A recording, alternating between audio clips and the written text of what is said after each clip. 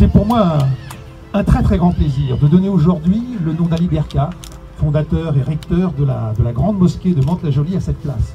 Cette très belle place, parce qu'elle est symbolique à plus d'un titre de ce que nous avons voulu construire ensemble ici à Mantes-la-Jolie. Et Ali Berka fut de ceux qui a fortement contribué. L'histoire de cette place, on ne le sait pas toujours. Elle commence avec les importants travaux de rénovation urbaine réalisés dans ce quartier des Inventeurs. Et la ville a choisi alors de modifier le tracé de la rue Denis Papin, je l'apprenais tout à l'heure à Zoubir, en créant ainsi une esplanade sécurisée devant la mosquée, comme cela existe déjà devant l'église Saint-Jean-Baptiste ou devant notre collégiale.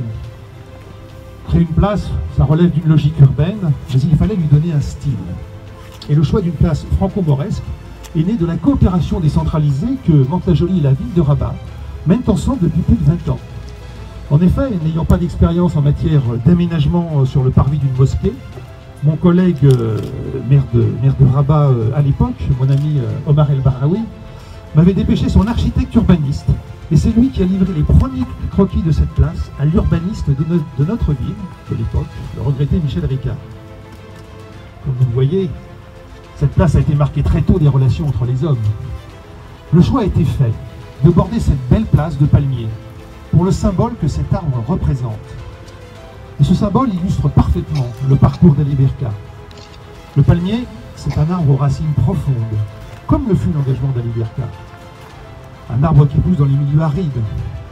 La Bible, comme le Coran, célèbre cet arbre, symbole de droiture chez les premiers, où un psaume le compare au juste, et symbole de paix dans le Coran. Un juste, un homme de dialogue et de partage, un homme de paix et d'apaisement. Tel était Hadj Ali Berka, à qui la ville de Mantes-la-Jolie doit tant.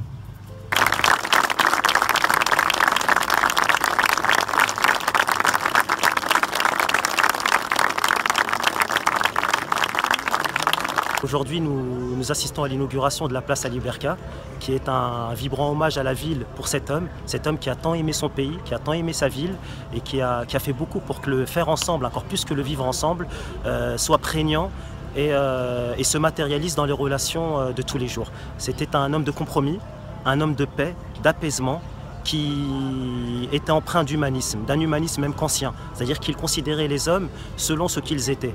Il ne considérait pas les hommes selon des considérations, encore une fois, religieuses, ethniques ou autres, ou même sociales.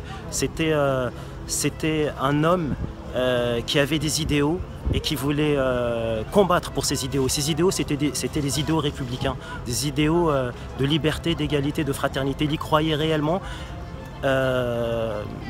Et justement, le fait que la mairie, Michel Vialet ainsi que Pierre Bédier, toute l'équipe municipale, soit à l'initiative de cet hommage-là, je pense est une belle preuve justement de réussite pour la vie qu'il a menée. Lui, il ne considérait pas l'État comme un léviathan liberticide au sens obscien du terme ou un croque-mitaine combinatoire. Pour lui, c'était l'État était le garant des libertés individuelles. Il voyait l'État comme un partenaire valable avec lequel il fallait discuter pour envisager réenchanter des lendemains et envisager un avenir meilleur entre tous les Français. Merci.